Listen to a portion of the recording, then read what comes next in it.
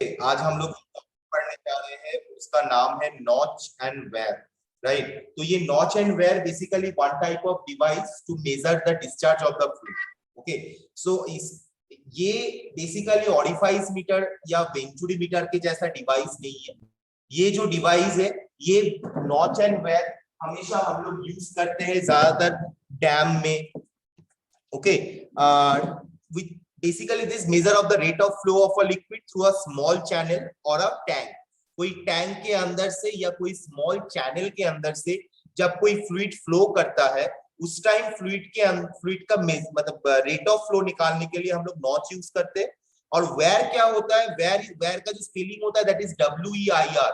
Right, weir is a concrete और machinery structure. मतलब weir जो प्रिपेयर होता है वो ईटा से, जैसे सिविल डिपार्टमेंट का जो राजमिस्त्री लोग क्या करता है कि वो लोग ईटा से बिल्डिंग बनाता है, वैसे ईटा या मशीनरी स्ट्रक्चर से ये वेयर का स्ट्रक्चर प्रिपेयर किया जाता है कोई ओपन चैनल में, और जहां से कंटिन्यूअस फ्लो हो सकता है। मान के चलते कि हम लोग कहीं पे अगर कोई डैम है, तो डैम के ऊपर एक मशीनरी स्ट्रक्चर अगर हम लोग क्लियर रेडी कर देंगे, तो उस मशीनरी स्ट्रक्चर के ऊपर से जब फ्लूइड फ्लो करेगा that is called the open channel. तो उस ओपन चैनल से जो फ्लूइड मेरा कितना वे में फ्लो कर रहा है और क्या उसका रेट ऑफ डिस्चार्ज है, वो मेजरमेंट करने के लिए हम लोग वेयर यूज करते हैं। एंड ये किस शेप में होता है, इसका जो शार्प एज होता है, जो टॉप होता है वो शार्प एज का होता है, और ये वर्टिकल वॉल होता है। और जैसे नॉच छोटा साइज का होता है, लेकिन जो वेयर होता है वो बड़ा साइज का होता है। ठीक है, तो एट क्लास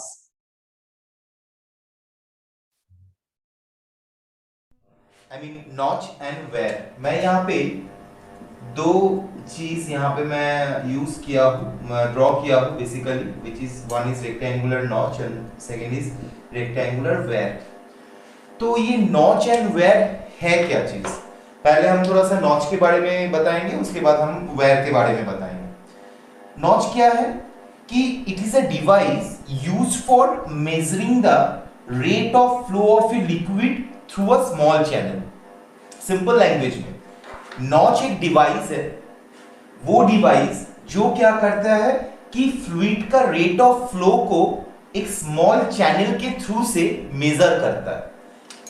मैं इस ड्राइंग में जाने के पहले मैं दूसरा एक चीज दिखाता हूं। मान लो it's a very small channel, right, थोड़ा ज्यादा बड़ा हो गया। मान लो ये स्मॉल चैनल, तो ये स्मॉल चैनल में मान लो यहाँ पे बहुत बड़ा सा एक मोटा वाला पाइप है, और उसके बाद ये एक स्मॉल चैनल है, राइट। तो फ्लूइड जब फ्लो कर रहा है यहाँ से यहाँ पे, फिर यहाँ से यहाँ तक, यहाँ से यहाँ तक, उसके बाद फ्लूइड क्या करेगा, यहाँ इस चैनल के अंदर से एंट्री करने की कोशिश करेगा। तो नॉच का जो डेफिनेशन है वो बोल रहा है कि ये एक ऐसा डिवाइस है, मेजरिंग डिवाइस है, जो एक स्मॉल चैनल के अंदर rate of flow of fluid को मेजर करता है। Rate of flow of a liquid और rate of flow of a fluid, इसका मतलब इस चैनल के अंदर 5 सेकेंड में अगर 20 लीटर पानी इस पॉइंट से लेकर इस पॉइंट में फ्लो हो रहा है, तो 1 सेकेंड में 20/5 मींस 4 लीटर लिक्विड फ्लो हो रहा है। तो ये जो rate of flow of liquid, rate, जब भी मैं इसको 5 सेकेंड में 20 लीटर जा रहा था, लेकिन जब भी मैं इसको 4 लीटर पर सेकेंड किया, rate of flow of liquid through किसके रिस्पेक्ट में, टाइम के रिस्पेक्ट में, यूनिट टाइम के रिस्पेक्ट में कितना लिक्विड मेरा फ्लो करता है एक स्मॉल चैनल के थ्रू से, या तो एक टैंक के थ्रू से कितना मेरा फ्लूइड फ्लो करता है, दैट इज कॉल्ड, वो जो मेजर करता है, जो मेजरिंग डिवाइस ये मेजर करता है, दैट इज कॉल्ड नॉच। इसका दूसरे तरीके से भी हम लोग डिफाइन कर सकते हैं। It may be defined as an opening in the side of a tank or a small channel in such a way that the liquid surface in the tank or channel is below the top edge of the opening। मैं और एक बार repeat कर रहा हूं, अगर मैं इसको channel ना पकड़ के, मैं इसको अगर मान लेता हूं एक टैंक पकड़ रहा हूं, रेक्टेंगुलर नॉच ही एक टैंक पकड़ रहा हूं, ठीक है, तो क्या बोल रहा है कि इसको मैं इस तरीके से भी डिफाइन कर सकता हूं कि ओपनिंग साइड, मान लो ये मेरा रेक्टेंगुलर, ये मेरा एक टैंक है, टैंक का एक पोर्शन मैं दिखा रहा हूं, एक्चुअली टैंक ऐसा है, तो मैं सिर्फ ये वाला पोर्शन यहाँ पे मैं दिखाई दे रहा हूं, सिर्फ ये वाला पोर्शन मैं दिखा रहा हूं, ठीक है। तो क्या बोल रहा है कि रेक्टेंगुलर टैंक का ओपनिंग रेक्टेंगुलर टैंक का ओपनिंग कहां पे, यहां पे ओपनिंग है जहां से मेरा पानी निकल सकता है। रेक्टेंगुलर टैंक का ओपनिंग में मेरा पानी निकल सकता है। और स्मॉल चैनल, मान लो यहां पे एक स्मॉल चैनल के थ्रू से निकलेगा, या तो मतलब अगर टैंक के अंदर एक होल करूंगा और वो मेरा अगर ओपनिंग होगा लिक्विड निकलने का, तो that is called small channel और opening side of a tank. Clear? एक टैंक लिया, मैं यहां पे एक होल कर दिया और वो मेरा बन गया कि एक ओपनिंग साइड और एक स्मॉल चैनल जहां से मेरा फ्लूइड फ्लो कर सकता है, right? In such A way that the liquid surface in the tank, मतलब जो टैंक के अंदर जो लिक्विड है उसका जो सरफेस होगा, ये मेरा टैंक है, इस टैंक के अंदर जो लिक्विड है उसका जो सरफेस होगा is below the top edge of the opening, is below, बोलो बोलो, रेज हैंड किए थे अभी, बोलो, anybody having any doubt? Raise hand किए थे अभी कोई? क्लास के अंदर ऐसे मत करो, अगर डाउट है तब रेज हैंड करो, ठीक है? The topaz of the opening, ये मेरा अगर ओपनिंग है, ये मेरा अगर ओपनिंग है, तो ये जो फ्लूइड का फ्लो क्या होगा, यहां तक पहले इस लेवल तक रहेगा, फ्लूइड का फ्लो इस लेवल तक रहेगा। Topaz of the, below the topaz of the opening side, opening side का टॉपेज का नीचे तक फ्लूइड रहना चाहिए। उसके बाद देखो, ये मेरा टैंक है, यहां पे मैंने एक होल क्रिएट किया, तो फ्लूइड का जो लेवल रहेगा वो यहां तक रहना चाहिए, राइट? अब जब भी ये फ्लूइड का लेवल बढ़ेगा तो वो क्या करेगा, वो चैनल से निकलने का कोशिश करेगा।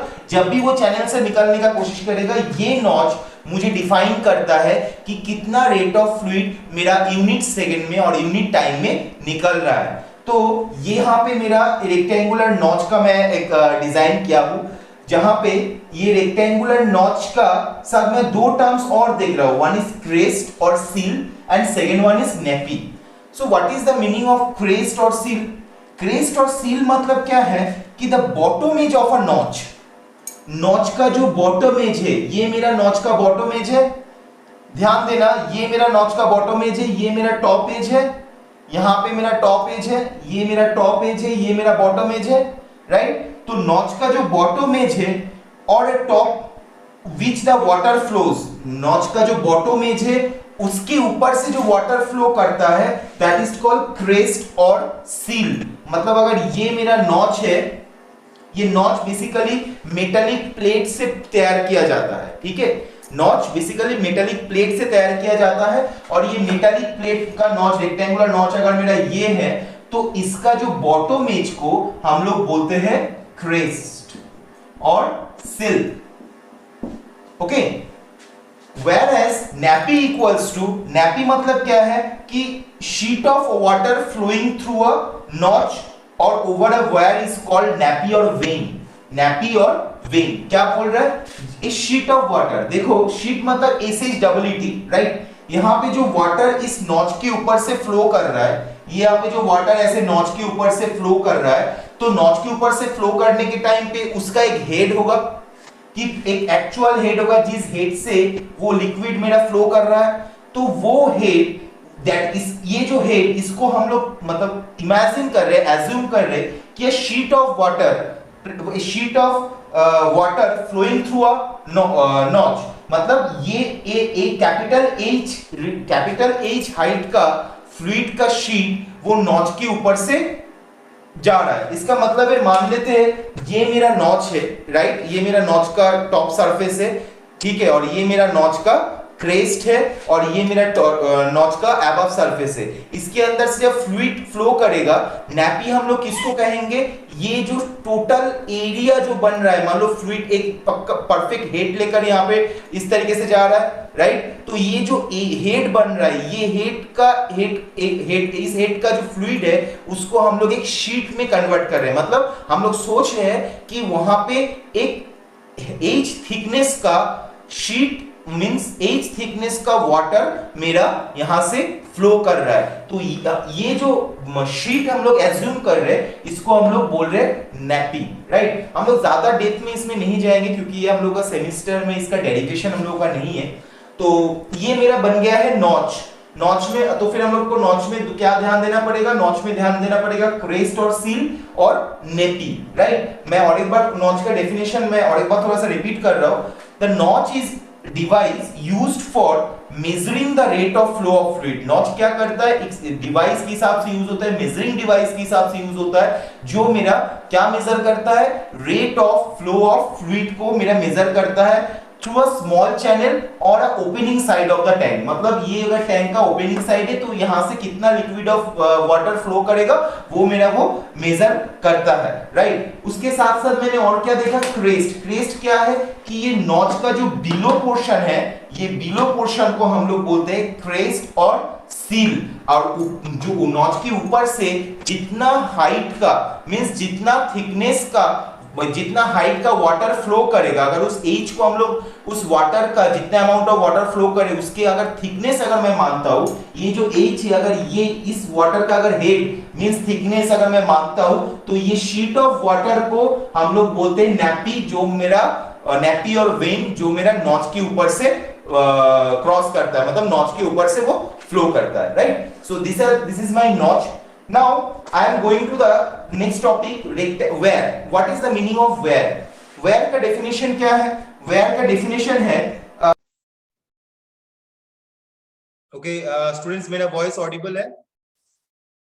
Students मेरा voice audible है? हाँ सर, अभी ठीक है सर। Actually क्या Yes, sir.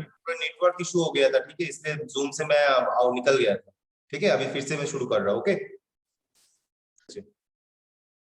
Where का definition है इट्स अ कंक्रीट और मैसनरी स्ट्रक्चर। जैसे मैंने क्या बोला कि नॉच मेरा मेटालिक प्लेट से तैयार होता है और वेयर मेरा क्या है, मैसनरी स्ट्रक्चर, जो ऑलवेज एक टैंकी के ऊपर, टैंकी के अंदर लगा हुआ रहता है। वो मैसनरी स्ट्रक्चर बनाना पड़ता है जिसका टॉप एज बहुत शार्प होता है, राइट। तो मैं डेफिनेशन में आता हूं। डेफिनेशन में बोल रहा है कि इट्स अ कंक्रीट और masonry structure placed in an open channel over which the flow occurs, placed in an open channel over which the flow occurs। मतलब यही टैंक का अगर ये वाला पोर्शन मेरा ओपन चैनल है तो यहाँ पे एक मैशनरी स्ट्रक्चर बनाया जाता है, एक मैशनरी स्ट्रक्चर बनाया जाता है और इस मैशनरी स्ट्रक्चर के ऊपर से वो फ्लूइड फ्लो करता है, right. It is generally in the form of vertical wall. देखो एक वॉल के हिसाब से वहां पे मैशनरी स्ट्रक्चर बनाया गया है and with a sharp edge at the top. मैंने बोला कि वेयर का जो ऊपर वाला पोर्शन है वो बहुत शार्प होता है, मतलब because it's basically prepared by the और produced by the cement concrete structure और सीमेंट स्ट्रक्चर, बट इसका जो ऊपर वाला पोर्शन है वो बहुत स्मूथ बनाया जाता है। क्यों स्मूथ बनाया जाता है? क्योंकि अगर हम स्मूथ नहीं बनाएंगे, अगर वो उसका जो सरफेस अगर रफ होगा तो बहुत फ्रिक्शन के वजह से ये जो फ्लूइड बाहर की तरफ जा रहा है उसका टोटल एनर्जी में कटौती आएगा, मींस टोटल एनर्जी डिक्रीज हो सकता है due to the friction, means heat loss हो सकता है। दैट्स व्हाई ये जो वेयर है उसका जो टॉप एज को हम लोग हमेशा शार्प रखते हैं। और दूसरा चीज क्या है कि ये जो नॉच जो होता है वो स्मॉल साइज का होता है, बट ये जो वेयर जो होता है वो बहुत बड़ा साइज का होता है। देखो यहाँ पे जो नॉच हम लोग यूज करते हैं ये छोटा साइज का होता है, बट जो वेयर हम लोग यूज करते हैं वो थोड़ा सा बड़ा साइज का होता है। तो these are my points regarding the notches and wear। तो हम लोग इसका जो क्वेश्चन आता है what is the meaning of notches and what is the meaning of weir, कभी क्वेश्चन पूछ सकते हैं what is the meaning of crest और सील और what is the meaning of vein और नैपी, राइट। उसके बाद भी हम लोग रेक्टेंगुलर, हम लोग नॉचेस को सॉरी नॉचेस का क्लासिफिकेशन भी कर सकते हैं। नॉचेस का क्लासिफिकेशन में क्या आता है देख लो एक बार। नॉचेस का जो क्लासिफिकेशन है वो नॉच को हम लोग टोटल 4 पॉइंट में डिस्ट्रीब्यूट करते हैं। First one is rectangular notch, second one is triangular notch,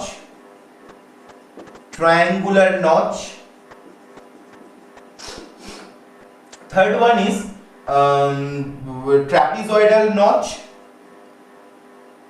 trapezoidal notch,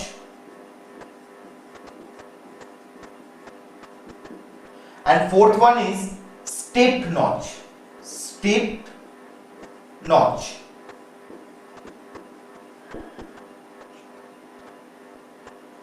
okay। So these 4 types of notches are here, right। तो इस तरीके से हम लोग डिस्ट्रीब्यूट कर सकते हैं। और इसके बाद भी हम लोग, ये तो मेरा किस टाइप का शेप, ये मेरा जो नॉच का डिस्ट्रीब्यूशन हुआ शेप के ऊपर, शेप के ऊपर हम लोग नॉच को क्लासिफाई किए। अब मैं किस बेसिस में क्लासिफाई करूंगा, अब मैं क्लासिफाई करूंगा साइड के बेसिस में, कि किस तरीके का साइड रहने से क्या क्या क्या इसका नॉचेस का क्लासिफिकेशन हो सकता है। तो साइड के लिए क्या होगा, साइड के लिए क्या होगा, तो साइड के लिए होगा मेरा notch with and construction, notch with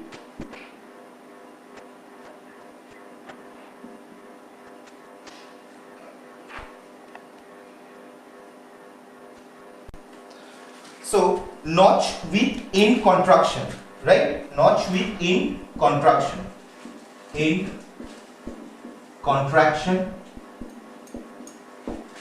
ये मेरा फर्स्ट क्लासिफिकेशन है। सेकेंड क्लासिफिकेशन क्या है, notch without and construction, notch without and construction, contraction. Okay, मतलब पहला वाला क्या है, जो नॉच होगा उसका जो एंड होगा वो कॉन्ट्रैक्शन है, मतलब कुछ इस तरीके का देखने में होगा, राइट? और विदाउट अगर होगा तो वो रेक्टेंगुलर शेप में भी वो आ सकता है, ट्रायंगुलर शेप में भी आ सकता है, किसी भी शेप में आ सकता है। But this is the my notch with in construction, मतलब इन वाला जो पार्ट होगा वो कॉन्ट्रैक्ट होगा, that's why it is called notch with in construction. उसके बाद अकॉर्डिंग टू द, अब ये मेरा दोनों पार्ट डिस्ट्रीब्यूशन मैंने कर लिया। अब मैं डिस्ट्रीब्यूशन करूंगा वेयर का। ये मेरा क्लासिफिकेशन है, नॉच का क्लासिफिकेशन है, rectangular notch, triangular notch, trapezoidal notch, step notch, according to the shape and according to the side, notch with end contraction and notch without end contraction। अब मैं अगर वेयर का क्लासिफिकेशन करूंगा तो where का classification में shape के हिसाब में है rectangular, triangular and trapezoidal.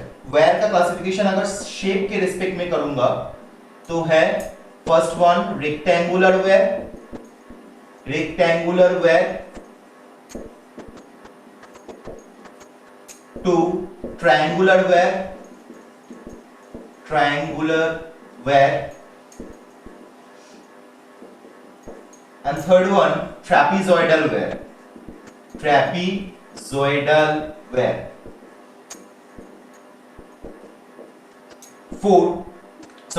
Shape के हिसाब से मेरा तीन तरीके से क्लासिफिकेशन, मेरा तीन टाइप में होता है वेयर का क्लासिफिकेशन। अब मेरा बाकी जो बचा रहा वो साइड के हिसाब से, शेप ऑफ द, ये मेरा वेयर का शेप बना। अब मेरा जो है वो शेप ऑफ द क्रिएस्ट और साइड के हिसाब से, शेप ऑफ द क्रिएस्ट में मेरा जो बन रहा है that is shape of the crest, CREST, shape of the crest. Shape of the crest में मुझे टोटल मेरा चार पार्ट में डिस्ट्रीब्यूट होता है। फर्स्ट वन इज शार्प, मतलब जो क्रिएस्ट होगा वो क्रिएस्ट मेरा शार्प है, मतलब इसका जो टॉप एज होगा, वेयर का जो टॉप एज होगा वो मेरा शार्प बनेगा। दूसरा मेरा है broad crest weir, broad crest weir, मतलब ये जो weir is a machinery structure और concrete structure made by the cement और कंक्रीट। सो इसका जो वेयर का जो टॉप वाला पोर्शन होगा वो ब्रॉड होगा, उसका जो एरिया होगा वो ब्रॉड होगा, राइट? तीन नंबर क्या है, तीन नंबर है मेरा नैरो क्रेस्ट वेयर, नैरो, मतलब अगर मैं एक वेयर को इस तरीके से मैं अगर दिखाऊं तो तुम लोगों को समझ में आएगा,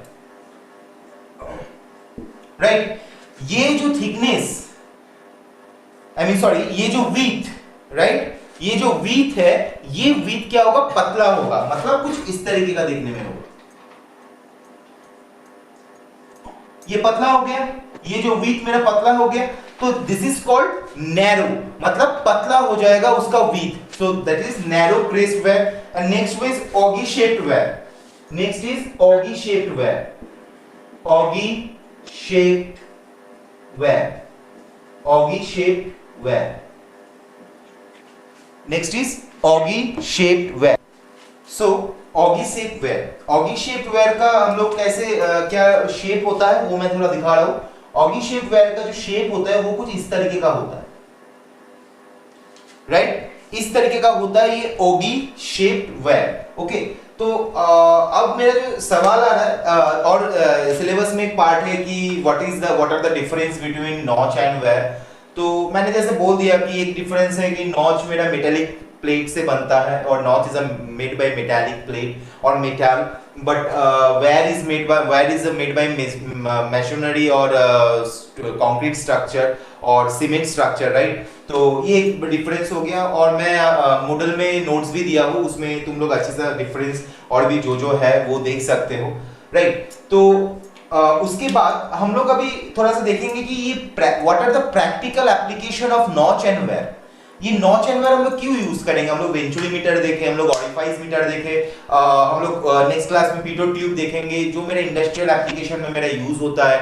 और बेसिकली हाइड्रोलिक ऑयल का rate of flow, hydraulic oil का वेलोसिटी इन ए पाइप, वहां पे हम लोग जैसे हाउस होल्ड में हम लोग देखते हैं कि स्मॉल डायमीटर का पाइप हम लोग हमेशा देखते हैं। हम लोग का जो घर में या जो ऊपर से टैंकी से जो हम लोग का पाइप लगा हुआ रहता है सबमर्सिबल में, या तो जो मोटर में जो पाइप लगा हुआ रहता है वो बहुत स्मॉल डायमीटर का होता है, बट इंडस्ट्रियल एप्लीकेशन में बहुत बिग लार्ज डायमीटर का पाइप यूज होता है। तो उसके अंदर पाइप अगर, और हाइड्रोलिक ऑयल हम लोग ज्यादातर यूज करते हैं, हम लोग फ्लूइड वाटर तो हम लोग ज्यादातर यूज नहीं करते, हम लोग बेसिकली हाइड्रोलिक ऑयल यूज करते हैं। और हाइड्रोलिक ऑयल का तुम लोग जानते हो कि हाइड्रोलिक ऑयल हम लोग पावर ट्रांसमिशन के काम पे भी हम लोग यूज करते हैं। तो वो वहां पे बहुत जरूरी पड़ता है कि वो लार्ज डायमीटर बहुत लंबा लंबा पाइप, जहां पे तुम लोग देखे होंगे कि जैसे राजस्थान एरिया में, राइट, राजस्थान की वहां पे उस तरीके से जो जैसे लाइक डेजर्ट साइड में उतना डेवलपमेंट नहीं होता है, तो वहां पे बहुत बड़ा बड़ा पाइप मिट्टी के नीचे से जाता है, ठीक है? और तो मान लो बीच में कहीं पे प्रेशर क्या हो रहा है, या उस पाइप के अंदर से या फ्लूइड कोई भी फ्लूइड जा रहा है तो उसका प्रेशर क्या हो रहा है, क्या उसका वेलोसिटी है, ये सारा चीज जानना बहुत जरूरी पड़ता है for engineering application of the industry.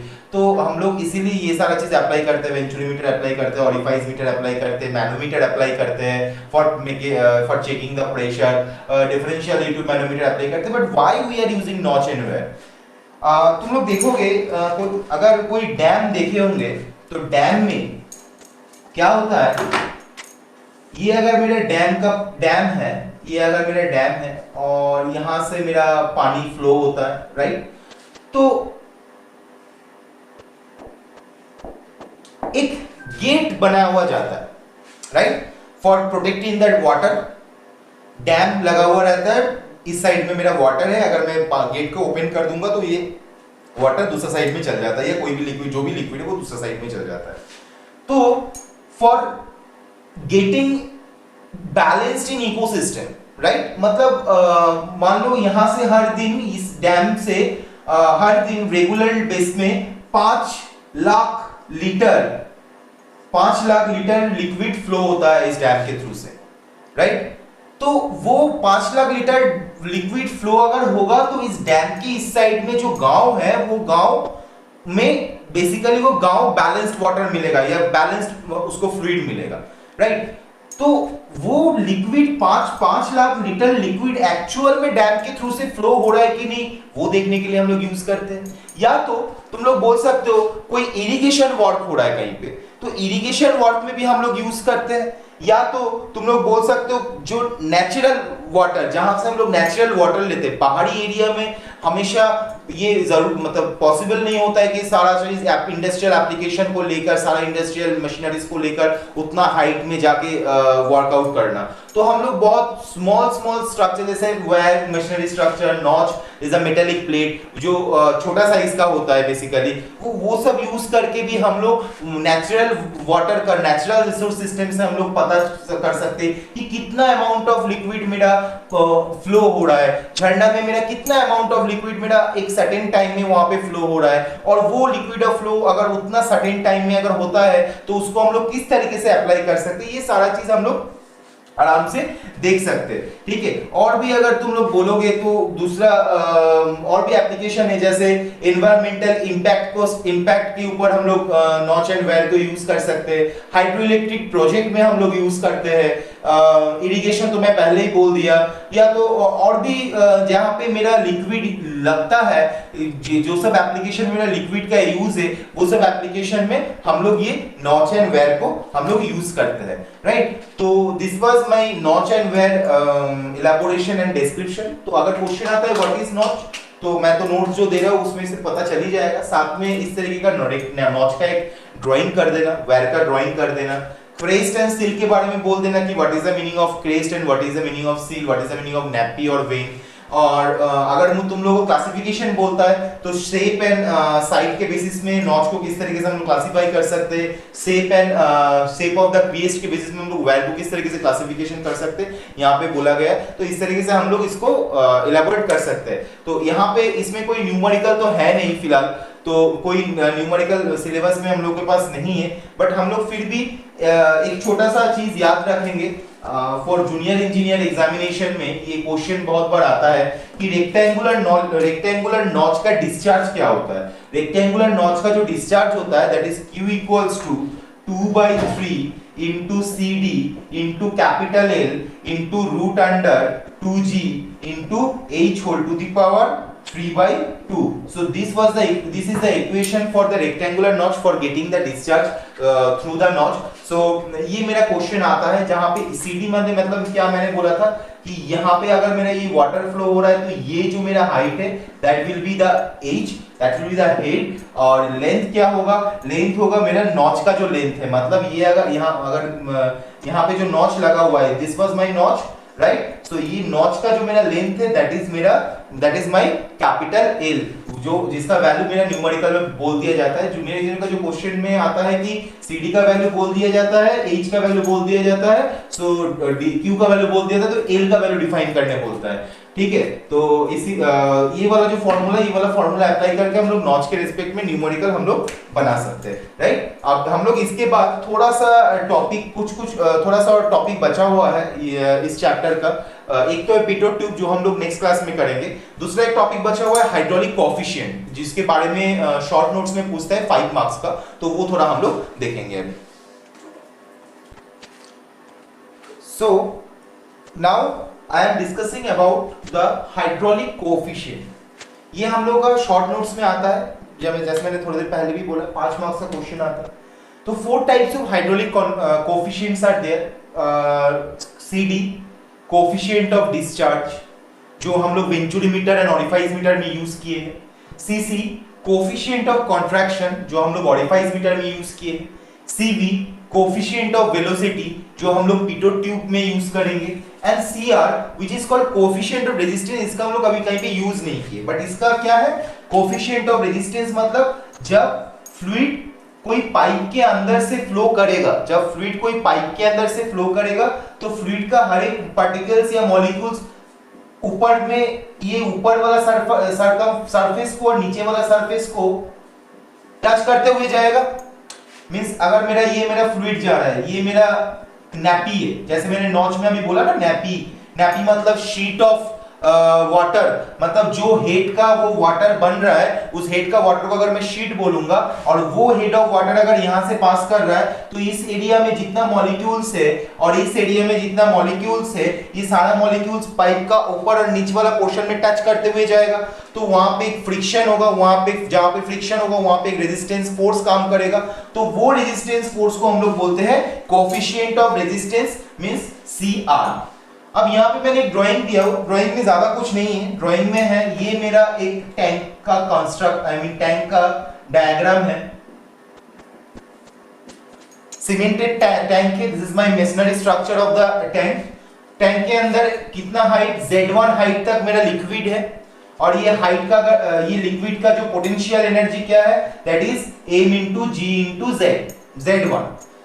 कितना हाइट का लिक्विड है, from base to top, that is Z1, that's why potential energy mgZ1। इसका कोई वास्ता नहीं इसके साथ, बस मैं बोल दे रहा हूं कि पोटेंशियल एनर्जी में कैसे डिफाइन किया, sorry mgZ1, right.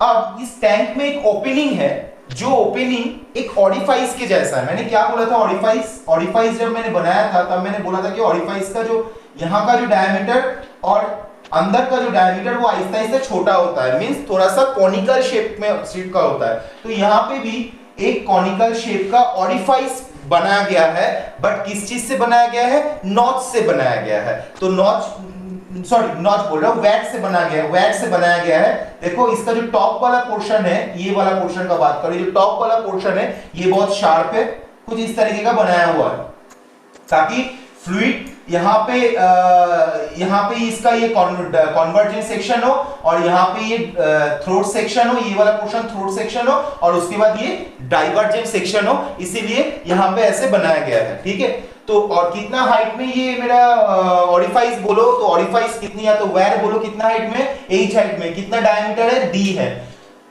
My first question is what is the meaning of this term vena contracta?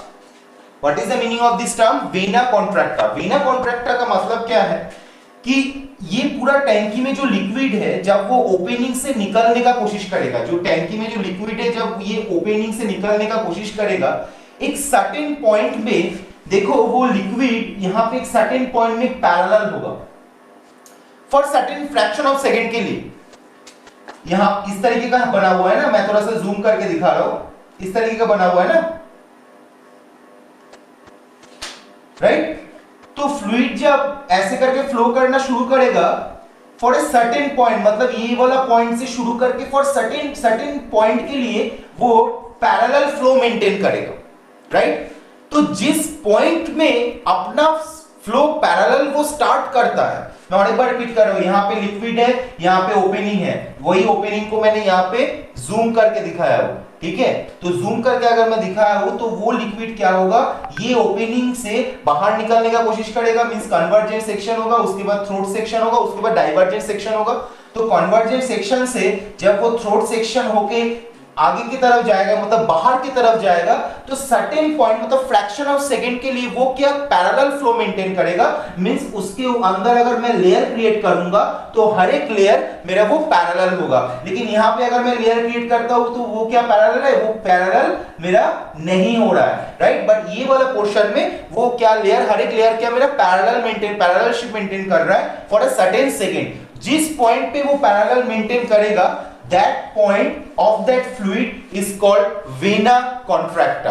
vena contracta मतलब vein contraction, मतलब जो नैपी है वो जो मैंने दिखाया था वेल के टाइम पे कि इस तरीके का जा रहा है, वेल में दिखाया था ना थोड़ा देर पहले, ये वेल, इसको मैंने क्या बोल रहा था कि दिस इज माय नैपी, तो ये मेरा क्या होगा, कॉन्ट्रैक्शन होगा। देखो यहाँ पे कॉन्ट्रैक्शन हो गया, पैरेलल फ्लो मेंटेन कर रहा है। This portion is called vena contracta, right. Now CC, ये मेरा वेना कॉन्ट्रैक्ट का एक एग्जांपल हुआ। उसके बाद हम लोग आ रहे हैं hydraulic coefficient CC. CC equals to what, CC equals to होता है AC divided by A, right. AC मतलब क्या है, area of jet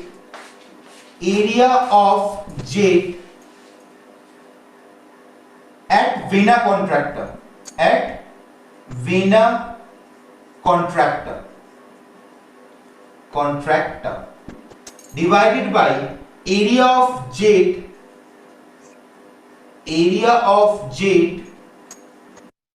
Subhajit class में हो, शुभजीत क्लास में हो, यस थोड़ा स्क्रीनशॉट सेंड करो ना, शुभजीत स्क्रीनशॉट सेंड करो, ओके ठीक। और स्टूडेंट्स क्लास खत्म हो जाएगा तो इमीडिएटली ज्वाइन कर लेना, क्लास खत्म हो जाएगा तो इमीडिएटली ज्वाइन कर लेना, okay. At orifice area of jet at orifice, मतलब area of jet at vena contracta, मतलब इस पोजीशन में फ्लूइड कौन सा डायमीटर मेंटेन कर रहा है, दैट इज मैं बोल दे रहा हूं कि डी नॉट, तो डी नॉट इज और डीसी, तो ये मेरा है डीसी। अगर मुझे पता है तो मैं एसी निकाल पाऊंगा। Area of jet at orifice मतलब ये वाला area, this is my orifice area, this D small D, ये वाला यहां से लेकर यहां तक, this is my area of jet at orifice. और this is my D C, so that is area of jet at vena contracta. So this in this way we can calculate C C is equal to A C by A. और एक formula है CC निकालने का, that is pi divided by pi plus 2। This is the experimental value, it is not getting giving the theoretical value, is the experimental value which gives us a practical value of the cc. So we can measure it, cc equals to pi by pi plus 2, that is 0.611, right? So this is my hydraulic coefficient of contraction. Now what is the meaning of coefficient of velocity? Coefficient of velocity मैं कहां पे लिखूंगा, यहां पे लिख रहा हूं cv। cv equals to क्या, cv इज इक्वल टू बोलता है कि v actual divided by root under 2 into g into h, right? v actual divided by root under 2 into g into h, मतलब v एक्चुअल मतलब pitot tube के अंदर से हम लोग बेसिकली cv को पिटोट ट्यूब के लिए यूज करते हैं, क्योंकि पिटोट ट्यूब में हमेशा वेलोसिटी को डिफाइन करते हैं, हम लोग डिटरमाइन करते हैं। Orifice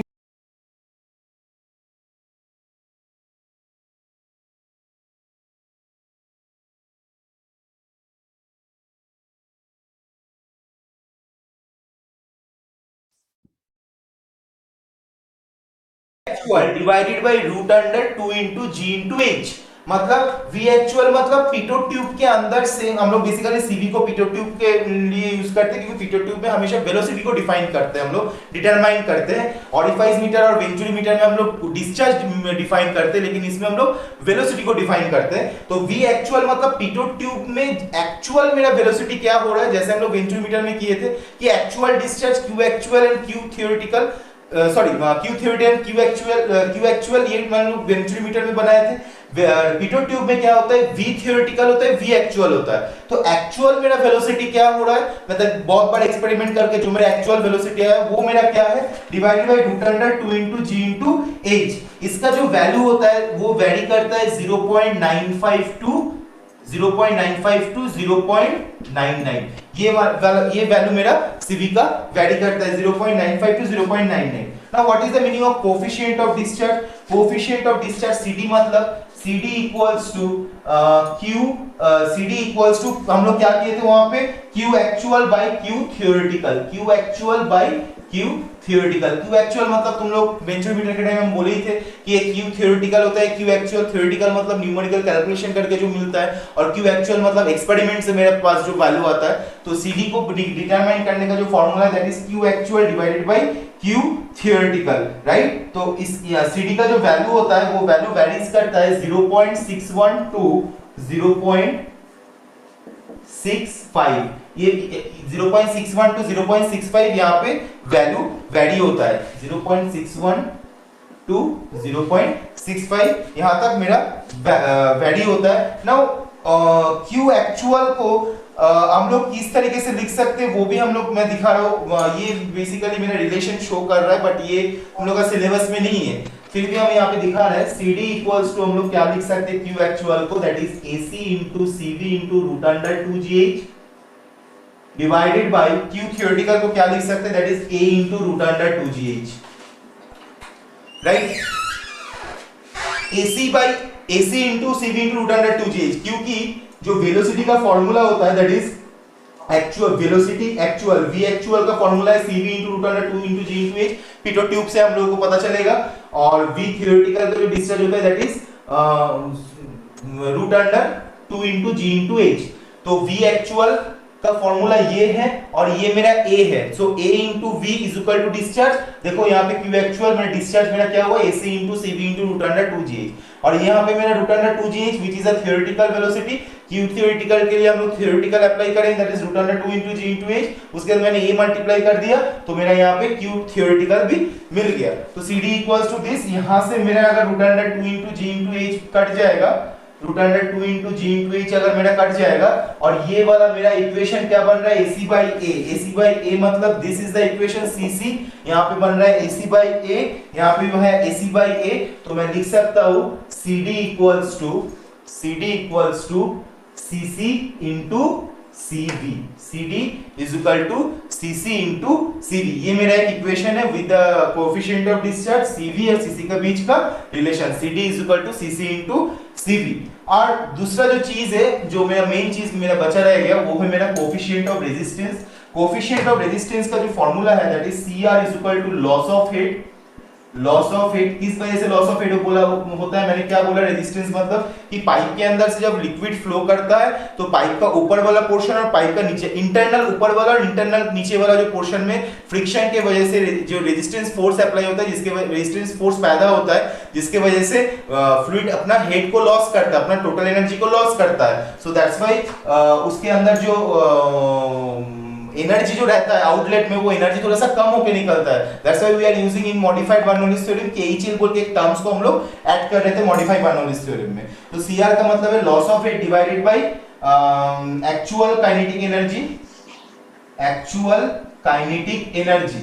CR is equal to loss of head divided by actual kinetic energy, जिसका फॉर्मूला है 1 minus CV square divided by CV square, 1 minus CV square divided by CV square. This is the formula of coefficient of resistance. So मैं ये सारा चीज मैं इसलिए दिखाया कि मान लो एग्जाम्पल कोई भी न्यूमेरिकल में CC निकालने के लिए, CD निकालने के लिए, CV निकालने के लिए एक्सपेक्टेड वैल्यू जो होना चाहिए व जो डेटा होना चाहिए न्यूमेरिकल में नहीं दिया गया और एग्जाम में कंफ्यूजन आ गया कि हम लोग किस तरीके से न्यूमेरिकल को सॉल्व करेंगे, तो these are the way to determine the hydraulic coefficient. CC equals to AC by A, वहां पे AC मतलब area of jet at vena contractor divided by area of jet at orifice, और CC का और एक formula है pi by pi plus 2, CV is equal to V actual divided by root under 2GH, उसका जो value आता है वो 0.95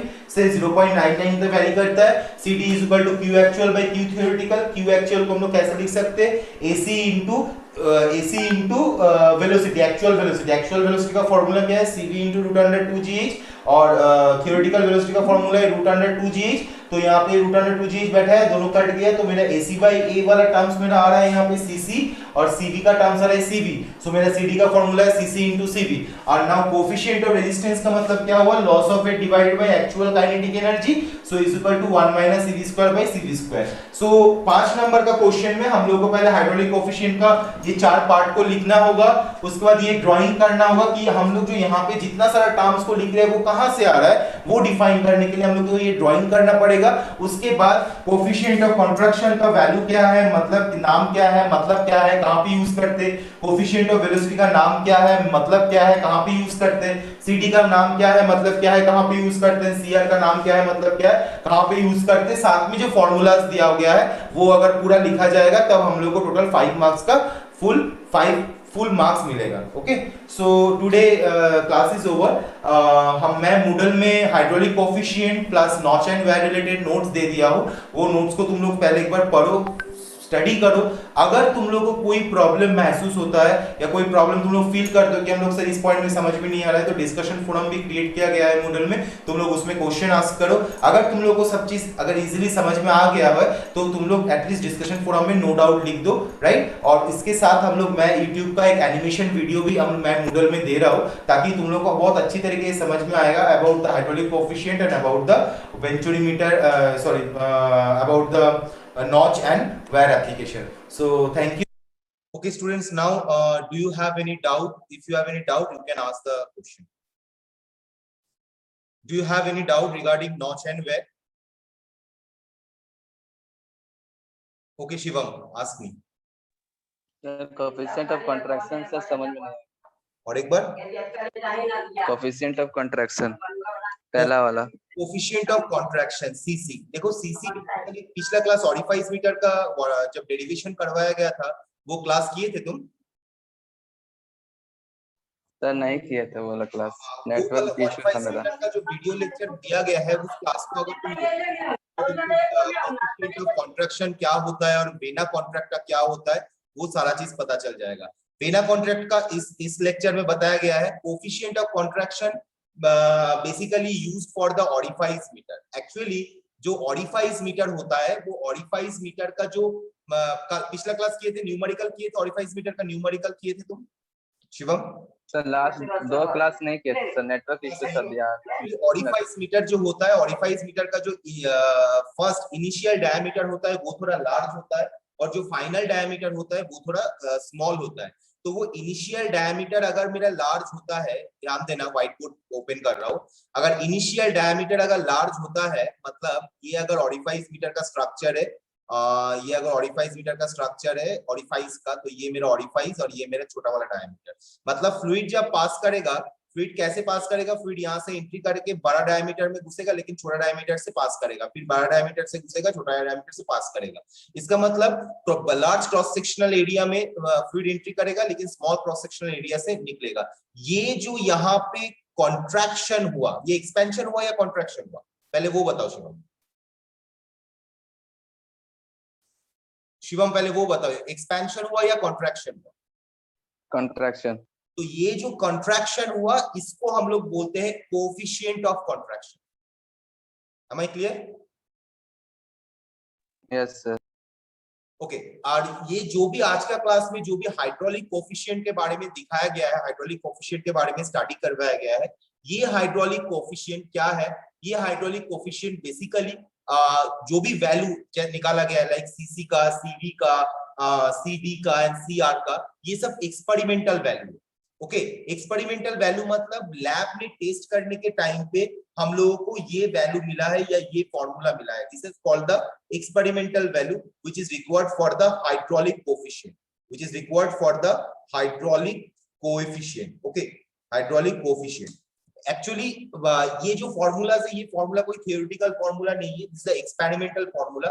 लैब में टेस्ट करने के टाइम पे हम लोगों को एक्सपेरिमेंटली जब हम लोग उसको जस्टिफाई करने गए, तो उस टाइम जो वैल्यूज मिला था हाइड्रोलिक कोएफिशिएंट का, उसका वैल्यू है ये सीडी, ये CC, CV and CR. CD for the coefficient of discharge, CC for the coefficient of contraction, CV for the coefficient of velocity and CR for the coefficient of resistance. Okay, so now I will show you one animation video of notch and wear. Please study about this video. Okay, now any students have any doubt? Shivam छोड़ के और किसी को कोई doubt है? Yes or no?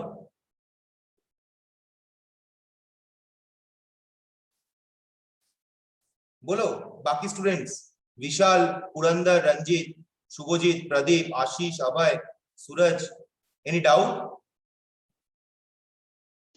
No, sir. So now I will show you one animation video which is from the YouTube. You can check that, right? At first I am preparing the screen, then I am sharing the screen.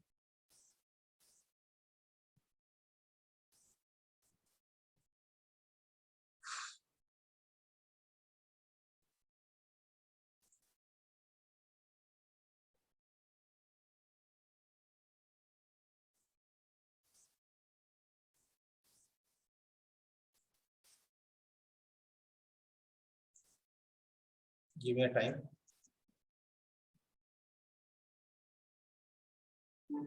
Grammarly does more than catch errors. With Grammarly, you can किया जाता है इससे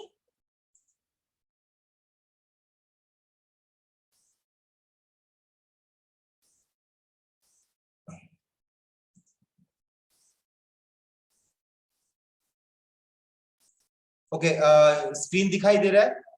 screen दिखाई दे रहा है? Yes, sir. Okay, please study.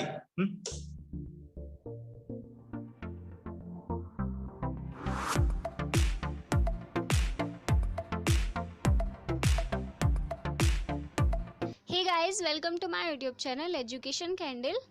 आज का हमारा टॉपिक है नॉच एंड वियर। इससे पहले हमने ऑरिफिस टॉपिक कवर किया था, तो अगर आपने उसकी वीडियो नहीं देखी है तो आप प्लेलिस्ट पे जाकर उसे चेक कर सकते हैं या फिर करते हैं। सबसे पहले हम नॉच की बात करेंगे। नॉच एक ऑरिफिस की तरह ही होता है जिसे डिस्चार्ज मेजर करने के लिए यूज़ किया जाता है। इसमें डिफरेंस सिर्फ इतना होता है कि यहाँ हम ऑरिफिस को बढ़ाकर जो हमने टैंक लिया है या जिस भी दीवार में हमने एक ऑरिफिस बनाया है उसके वाटर सरफेस तक ले जाते हैं, यानी कि उसका डाउन एज जो है एक ऑरिफिस का वो लगभग उस वाटर सरफेस तक पहुंच जाता है और वाटर लेवल सिर्फ डाउन एज के ऊपर से ही होकर निकलता है। उसमें अपर एज को नहीं देखा जाता क्योंकि अपर एज उससे काफ़ी दूर होती है। तो इसको हम कहते हैं नॉच, यानी कि ऐसा ऑरिफिस जिसके डाउन एज से ऊपर होकर वाटर लेवल जाए उसे हम नॉच कहते हैं। As you can see in diagram, यहाँ एक कंटेनर लिया है जिसमें वाटर लेवल केवल ऑरिफिस के सेंटर तक ही है और वहाँ से ही निकल कर जा रहा है, वो उसकी अपर एज को टच भी नहीं कर रहा, तो इसे हम नॉच कहते हैं। नेक्स्ट हम बात करेंगे वियर की। वियर किसी नदी या नहर के बीच में एक रुकावट अगर हम कहें तो उसे कह सकते हैं, या फिर हम इसे बांध कह सकते हैं कि किसी नदी या नहर पे जो बांध लगाया जाता है, उस बांध के ऊपर से पानी फ्लो होता है, तो उसको हम कहते हैं, उस सपोर्ट को, उस बांध को हम कहते हैं वियर। और इस वियर की हाइट यानी कि इसका जो हेड होता है वो इससे 4h के डिस्टेंस पे नापा जाता है। अब 4h के डिस्टेंस पे क्यों उसको मेजर किया जाता है इससे, तो उसका भी एक रीज़न है, और उसका रीज़न ये है कि जैसे जैसे जो हमारा फ्लो है वाटर का, वो जैसे जैसे वियर के पास आता है वैसे वैसे उसकी जो हाइट है वो कम होती जाती है। तो इसीलिए 4h की डिस्टेंस पे उसकी हाइट एक्यूरेट हमें मिल सकती है, उसका हेड, इसीलिए हम उसे 4h के पास मेजर करते हैं, 4h की डिस्टेंस पे। और इसका एक लिमिटेशन ये भी कि इसे 3h से कम हम मेजर नहीं कर सकते, क्योंकि उसके बाद इसका हेड चेंज होने लगता है। जैसे कि आपने डायग्राम में भी देखा, पहले h था, फिर वो h1 हुआ, और उन दोनों के बीच का डिस्टेंस h डैश हो गया, यानी कि पहले जो हेड h था वो बाद में उसके पास आकर, उस सपोर्ट के, उस बांध के पास आकर h1 हो गया, क्योंकि उसका हाइट जो है, उसके फ्लो की, वाटर के फ्लो की जो हाइट है वो कम हो चुकी है, और उन दोनों के बीच डिफरेंस है h डैश, जिसे हमने h डैश से दिखाया है। और यहाँ h डैश की वैल्यू अप्रॉक्सीमेट होती है, यानी कि लगभग 0.15 h के बराबर होती है यहाँ पर इन दोनों के बीच का जो डिफरेंस है वो। और इसे हम कहते हैं ड्रॉ डाउन यानी कि अपघर्षण, या फिर सतह संकुचन यानी कि सरफेस कॉन्ट्रैक्शन। तो इसे हम ऐसे डिफाइन करते हैं वियर को। सो ये तो नॉच एंड वियर का इंट्रोडक्शन हो गया, यानी कि नॉच और वियर किसे कहते हैं। अब हम नॉच एंड वियर के टर्म्स पढ़ेंगे कि उनके लिए कौन कौन से प्रमुख पद होते हैं। तो इसके लिए सबसे पहला होता है नेपी। सबसे पहले हम नेपी पढ़ेंगे, जिसे हम नेपी ही कहते हैं या वेन भी कह सकते हैं। तो ये ज़्यादा कुछ नहीं है, जैसे वो डायरेक्शन में फ्लो कर रहा है वाटर, उसे हम नेपी कहते हैं, यानी कि जिस धारा से वो बह रहा है उस धारा को ही हम नेपी कहते हैं। नेक्स्ट हम बात करेंगे हेड की। हेड या जिसे हम सिल बे कहते हैं, ये वो होता है जिस पे से वाटर फ्लो हो रहा है, यानी कि किसी डैम का या किसी ऑरिफिस का वो किनारा, यानी कि वो एज जिसके ऊपर से वाटर फ्लो हो रहा है, उसको हम हेड कहते हैं, या फिर इसे हम सिल बे कहते हैं। और इसका डिस्टेंस मैंने आपको बताया था, ये अगर हम डैम की बात कर रहे हैं तो 4h डिस्टेंस पे लिया जाएगा, और अगर हम ऑरिफिस की बात कर रहे हैं तो वो डाउन एज से लिया जाता है। Next is channel of approach. Channel of approach या फिर हम कह सकते हैं आगमन चैनल। ये कुछ नहीं है, ये सिर्फ वो होता है कि जिस चैनल से वाटर फ्लो हो रहा है वियर के ऊपर, जिस चैनल से वाटर आ रहा है वियर के ऊपर फ्लो होने के लिए, उस चैनल को हम कहते हैं चैनल ऑफ अप्रोच या फिर आगमन channel. Next is velocity of approach या फिर आगमन वेलोसिटी। ये ज़्यादा कुछ नहीं है, ये भी चैनल ऑफ अप्रोच की तरह ही है। इसमें सिर्फ आपको ये बताया गया है कि चैनल ऑफ अप्रोच से जिस वेलोसिटी से लिक्विड आ रहा है, उस वेलोसिटी को हमने कहा है वेलोसिटी ऑफ अप्रोच, यानी कि जिस वेलोसिटी से लिक्विड वियर के ऊपर से स्लिप होगा, ऊपर उसके ऊपर से फ्लो करेगा, उस टाइम उसका जो चैनल ऑफ अप्रोच है, उससे जो वेलोसिटी आएगी उसी को हम कहेंगे वेलोसिटी ऑफ अप्रोच वियर के लिए।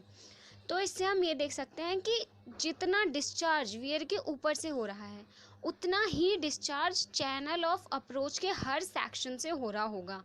इट मीन्स कि जब हमने फ्री डिस्चार्ज में V1 जो हमारा आगमन वेग था, यानी कि channel of velocity of approach था, उसे हमने नगण्य माना था, यानी कि 0 माना था। तो यहाँ हम उसे नगण्य नहीं मानेंगे, यहाँ हम उसकी वैल्यू VA ले रहे हैं, तो उसी वैल्यू को हम आगमन वेग कहते हैं। तो अब यहाँ जहाँ हम उसमें सिर्फ एक हेड ले रहे थे, डेटम हेड, यहाँ हम 2 हेड लेंगे, क्योंकि यहाँ पे वेलोसिटी भी है, इसलिए हमें वेलोसिटी हेड भी लेंगे और डेटम हेड भी लेंगे। तो ये है वेलोसिटी ऑफ अप्रोच। और लास्ट आता है साइफन स्पिलवे। साइफन स्पिलवे कुछ भी नहीं है, इसमें बस यही है कि जब डैम के ऊपर से होकर पानी बहता है तो उसका जो दशा होती है, यानी कि वो जिस सिचुएशन में वेयर के ऊपर से बह रहा है, उसी को हम साइमन स्पिलवे कहते हैं। यानी कि जो हमने डैम रखा है उसके ऊपर से जब वाटर फ्लो हो रहा है तो उस कंडीशन को, जिस कंडीशन में वो उसके ऊपर से फ्लो हो रहा है, उस पूरे कंडीशन को ही हम साइमन स्पिलवे कहते हैं। तो ये नॉच एंड वियर का इंट्रोडक्शन था, छोटी छोटी डेफिनेशंस थी जो एग्जाम में पूछ ली जाती हैं 1-1 2-2 नंबर में। तो आई होप कि आपको अच्छे से समझ आ गया होगा। अगर आपको हमारा वीडियो ओके, सो तुम लोग अभी ये जो वर्ड एनिमेशन देखे तो इसमें थोड़ा थोड़ा कुछ नया नया टर्म्स दिखाया गया, जैसे साइफन स्पिलवे या वेलोसिटी ऑफ अप्रोच हो गया, चैनल ऑफ अप्रोच हो गया, ये सारा चीज भी तुम लोग देखे। बेसिकली तुम लोगों का जो सिलेबस में वहां पे सिर्फ what is the definition of the notch and weir, मतलब what are the concept of notch and weir, ये है, और साथ में what are the difference between the notch and weir, ये है, और बाकी कोई भी क्वेश्चन नहीं है। क्योंकि जैसे कि हम लोग ऑडिफाइज मीटर वेंचुरीमीटर का वर्किंग प्रिंसिपल डेरिवेशन किए, वैसे हम लोग यहाँ पे जैसे classification of notches and weir मेरा आज के क्लास में मैंने दिखाया कि रेक्टेंगुलर नॉच होता है, ट्रापेजॉइडल नॉच होता है, ट्रायंगुलर नॉच होता है। तो हर एक नॉच के रिस्पेक्ट में डिस्चार्ज मेजरमेंट करने के लिए अलग अलग फॉर्मूला है, अलग अलग डेरिवेशन है, तो वो तुम लोगों का सिलेबस में नहीं है, इसीलिए वो चीज हम लोग यहाँ पे मतलब हम लोग का फ्लूइड मैकेनिक्स क्लास में हम लोग दिखाएंगे नहीं और ये जानेंगे नहीं। लेकिन फिर भी अगर इसके ज्यादा अगर जानना चाहिए, अगर चाहते हो इस टॉपिक के बारे में, नॉच एंड वेयर के बारे में, तो फ्लूइड मैकेनिक्स जो मैं ई बुक दिया था तुम लोगों को बहुत पहले, उसमें चैप्टर 8 को अगर अच्छे से स्टडी कर लोगे, आर.के. बंसल का फ्लूइड मैकेनिक्स का चैप्टर 8 को अगर अच्छे से स्टडी कर लोगे, तो तुम लोगों को नॉच एंड वेयर के बारे में बहुत सारा चीज क्लियर हो जाएगा। Okay, so now students, do you have any doubt? Otherwise I will conclude the class. Do you have any question?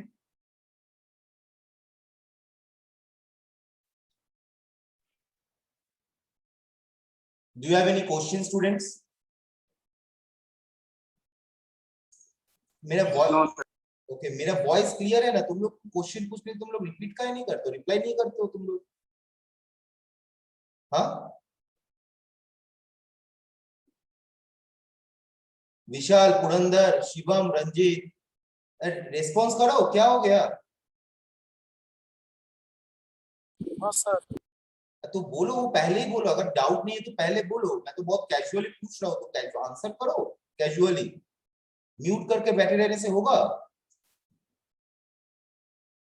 Okay, so thank you everyone for attending class. और ये वीडियो लेक्चर कुछ देर बाद WhatsApp group में provide हो जाएगा, और साथ में नॉचेस एंड वेयर का नोट्स भी तुम लोगों को प्रोवाइड कर दिया जाएगा। Okay, so thank you everyone for attending class, thank you.